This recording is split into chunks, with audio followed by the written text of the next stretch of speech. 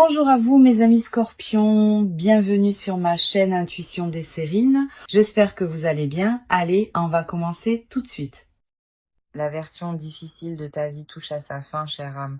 Pas un ralentissement graduel, pas un allègement léger, une fin. Ce qui la remplace est quelque chose qu'on t'a dit être soit une récompense pour un certain type de personne, soit un fantasme pour tous les autres. Ce n'est ni l'un ni l'autre.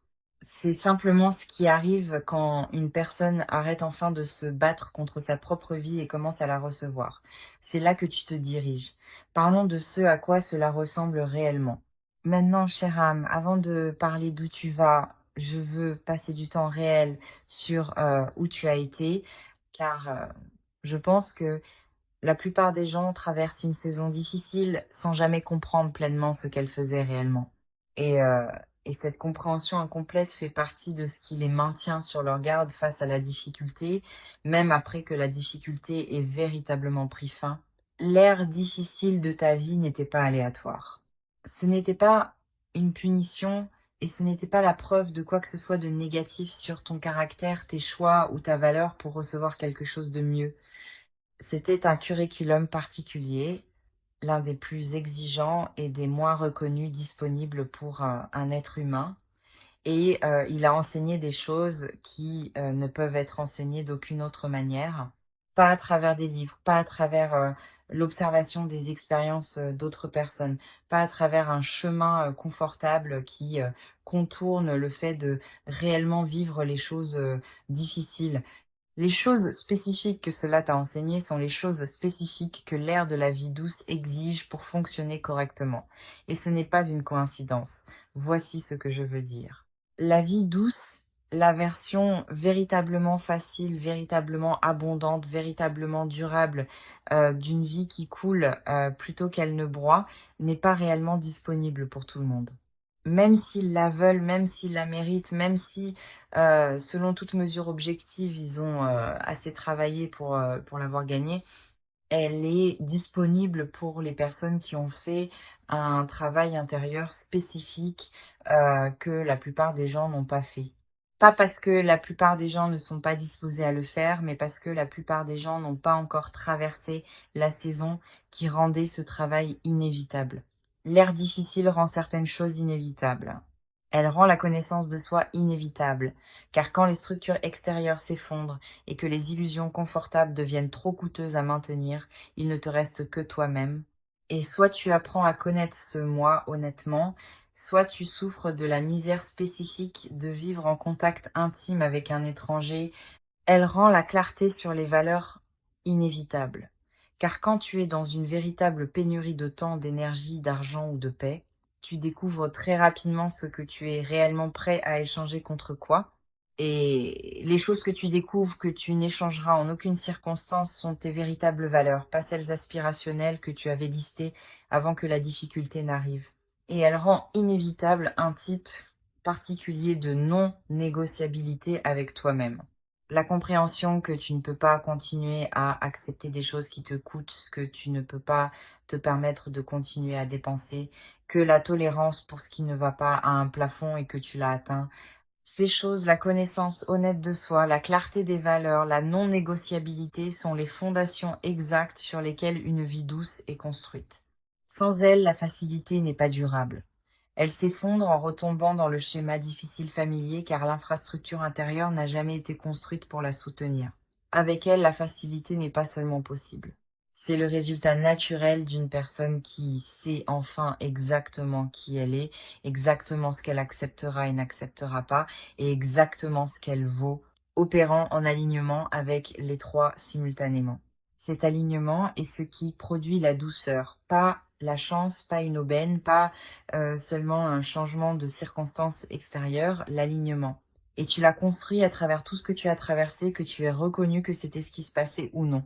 Je veux parler de ce à quoi ressemble réellement la transition de l'ère difficile à l'ère douce depuis l'intérieur, car je pense que l'expérience de cela est rarement ce à quoi les gens s'attendent, et cette qualité inattendue peut faire manquer aux gens le fait que la transition est en train de se produire. L'attente la plus commune est que l'ère difficile se termine par un événement clair, décisif, évidemment significatif.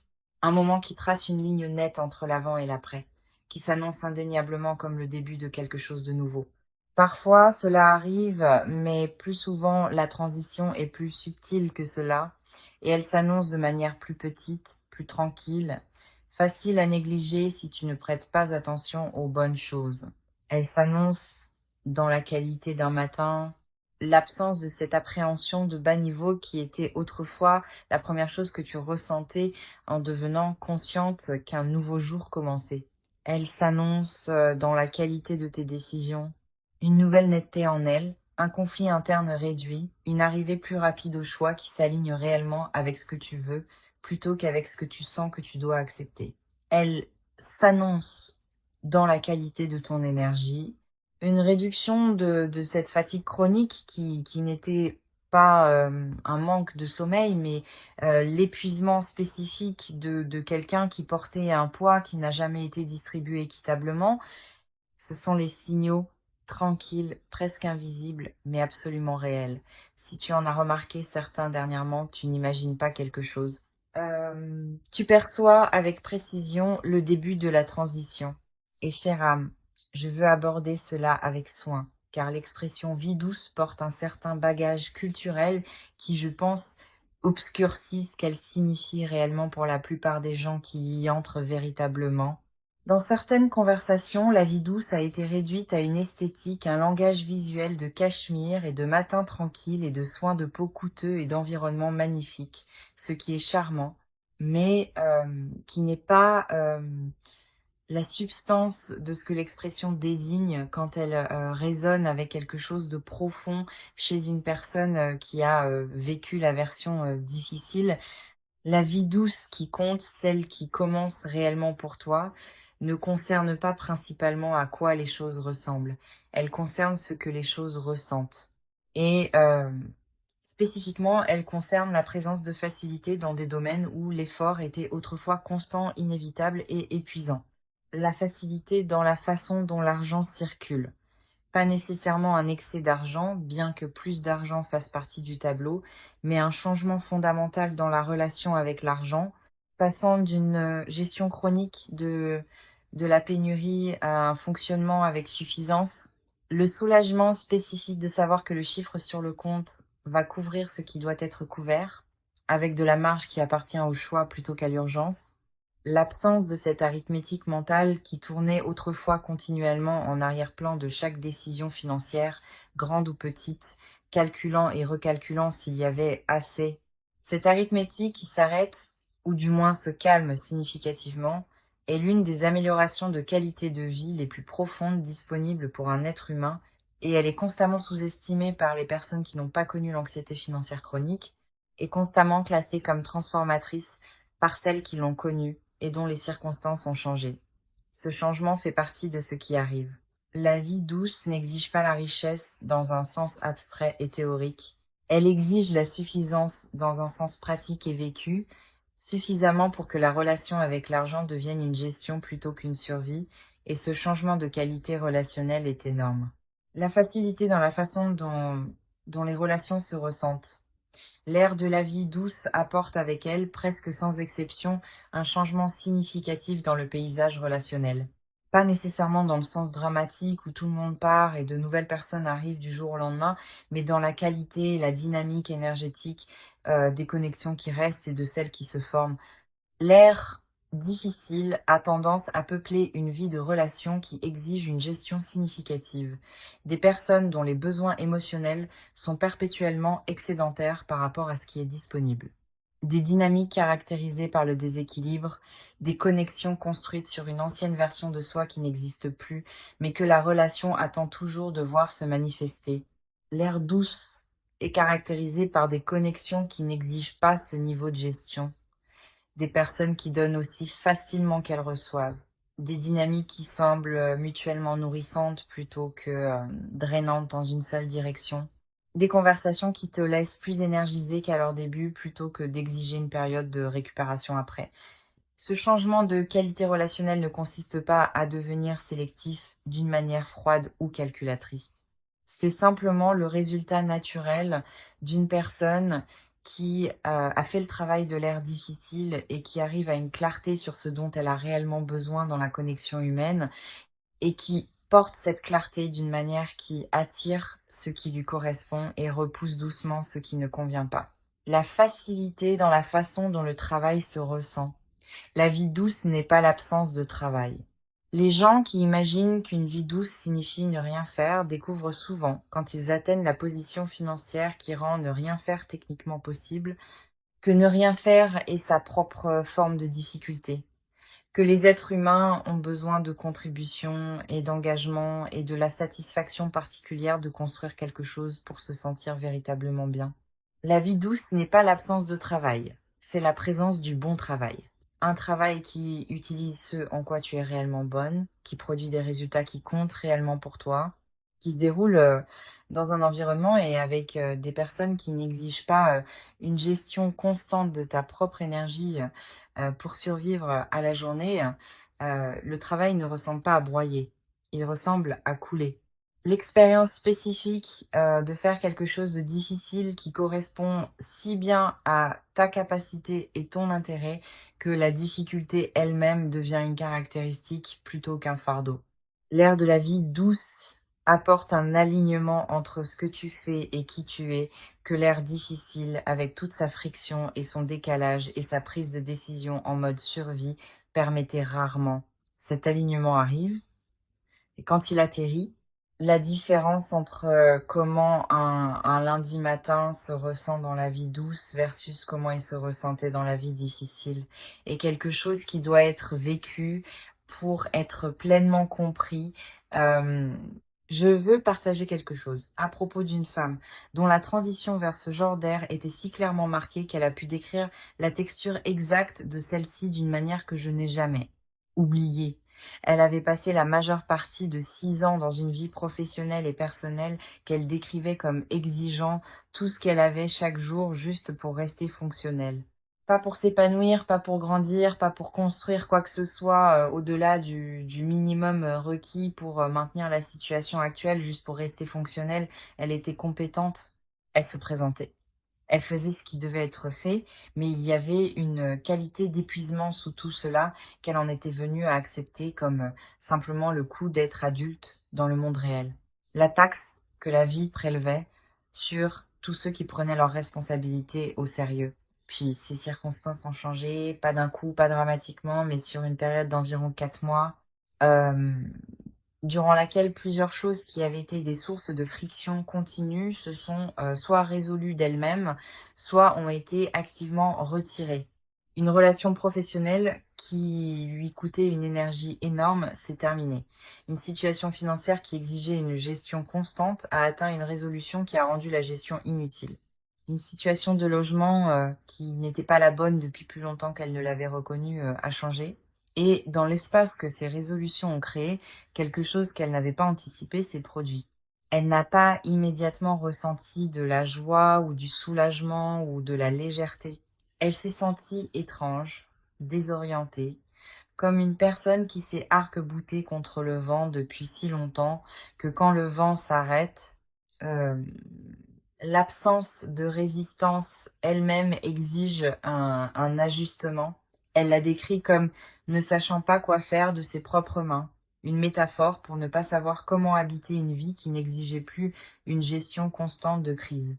L'étrangeté a duré quelques semaines, puis tranquillement et sans annonce, elle a cédé la place à quelque chose qu'elle n'avait véritablement pas connu depuis des années. Elle l'a simplement appelé de l'espace.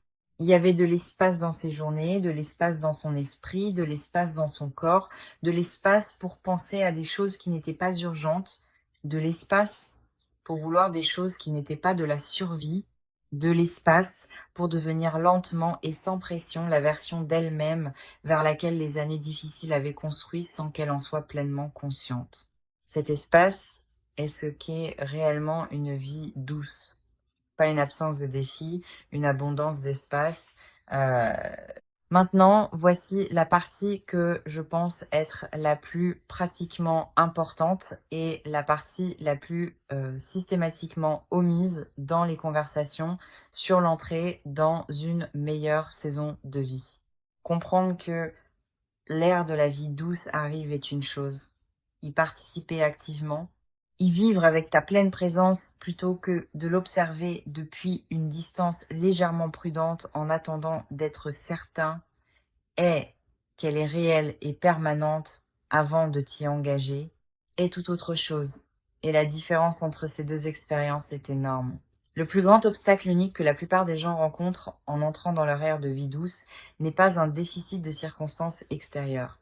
C'est un surplus de tension intérieure. 6 ans de vie difficile apprennent au système nerveux à être prêt pour la difficulté à tout moment, à scanner constamment pour le prochain problème, à retenir la pleine jouissance de tout bon moment au motif que se détendre dedans rend le retour inévitable de la difficulté plus douloureux. C'est une réponse adaptative. Elle protège une personne d'être prise au dépourvu par la difficulté en ne baissant jamais complètement la garde. Mais c'est aussi le mécanisme par lequel une personne porte la vie difficile dans la vie douce, en amenant l'attention, la vigilance, l'attente que l'autre chaussure tombe, dans des circonstances qui n'exigent ni ne méritent plus ce niveau d'alerte. L'ère de la vie douce ne dissout pas automatiquement cette tension. La tension doit être délibérément, consciemment, activement relâchée. Et la relâcher n'est pas une décision unique prise une fois. C'est une pratique quotidienne, parfois horaire dans les premiers stades, celle de remarquer la tension et de choisir de la laisser aller. Celle de permettre à un bon matin d'être simplement un bon matin sans l'auditer immédiatement pour des problèmes cachés. Celle de recevoir un développement positif sans immédiatement chercher le piège. Celle de faire confiance de manière incrémentale et avec une conviction croissante que la facilité n'est pas un tour et que le sol n'est pas sur le point de céder. Cette pratique de relâcher la tension est le travail le plus important de l'ère de la vie douce. Et c'est un travail intérieur au sens le plus complet. Personne ne peut te voir le faire. Il n'y a pas de validation extérieure du progrès que tu fais. Et les résultats sont invisibles pour quiconque ne prête pas une attention très étroite à la qualité de ton expérience quotidienne. Mais c'est aussi le travail qui détermine si la vie douce prend réellement racine ou si elle reste un phénomène de surface posé sur un paysage intérieur inchangé. Les racines d'une vie douce sont faites de cette tension relâchée. Chaque fois que tu attrapes la vigilance et choisis la facilité à la place, chaque fois que tu reçois quelque chose de bon sans le rétrécir, chaque fois que tu laisses un moment de confort ou de plaisir ou de satisfaction authentique, réellement s'enregistrer dans ton corps plutôt que de le traverser sans le reconnaître parce que tu étais trop occupé à surveiller la prochaine difficulté. Ce sont ces moments qui construisent l'infrastructure réelle d'une vie douce de l'intérieur vers l'extérieur. Il y a aussi quelque chose que je veux aborder sur comment une vie douce se construit pratiquement, car je pense que l'accent intérieur de conversation comme celle-ci peut parfois laisser aux gens l'impression que la dimension extérieure ne compte pas, ce qui n'est pas vrai. La dimension extérieure compte énormément et il y a des choses pratiques spécifiques qui construisent la vie douce dans le monde réel qui méritent d'être nommées clairement. Les limites, non pas comme un concept à la mode, mais comme une gestion pratique de là où va ton temps et ton énergie, sont les poutres structurelles d'une vie douce. Une vie sans elle est une vie perpétuellement disponible aux besoins et exigences de tous, ce qui est la définition de la vie difficile, indépendamment de la quantité de revenus ou de stabilité ou de facilité apparente qui l'entoure. Une vie avec elle est une vie qui réserve la majorité de ses meilleures ressources pour les choses qui comptent réellement pour la personne qui la vit, ce qui est la définition de douce, indépendamment de ce à quoi cela ressemble de l'extérieur. La pratique de dire non aux demandes qui ne s'alignent pas, aux opportunités qui sont bonnes mais pas justes, aux dynamiques qui demandent plus qu'elles ne donnent, n'est pas un luxe des personnes déjà arrivées à une vie douce. C'est l'un des matériaux de construction principaux de la vie douce elle-même.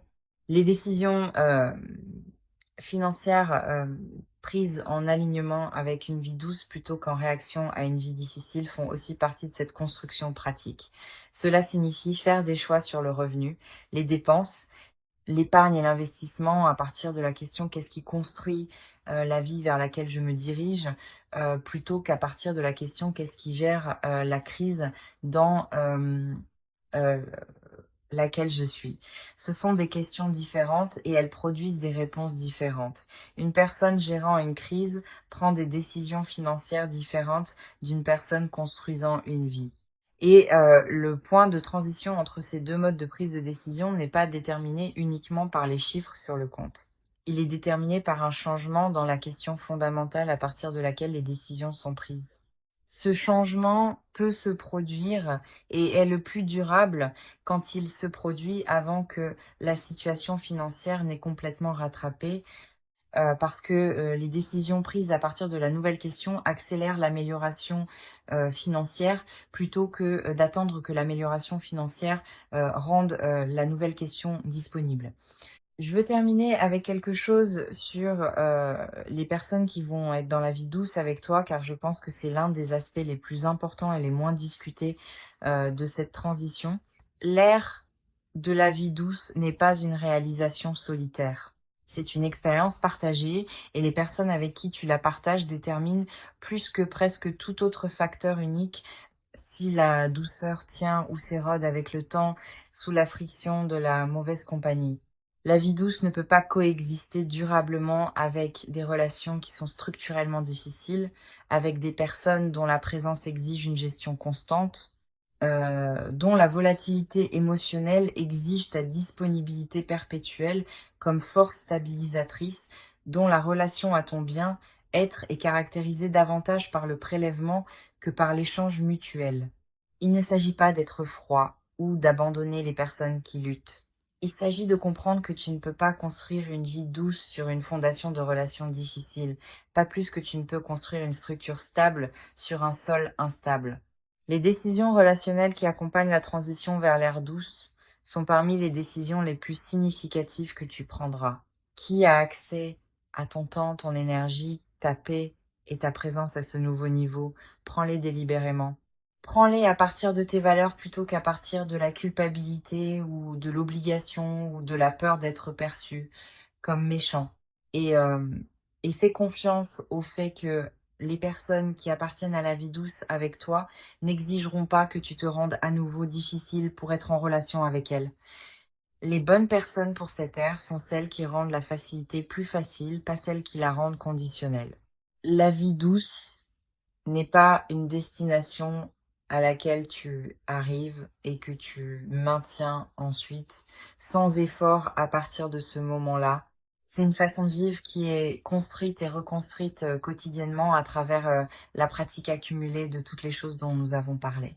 L'attention relâchée, les limites honnêtes, les bonnes relations, euh, les décisions prises à partir de l'alignement plutôt que de la réaction.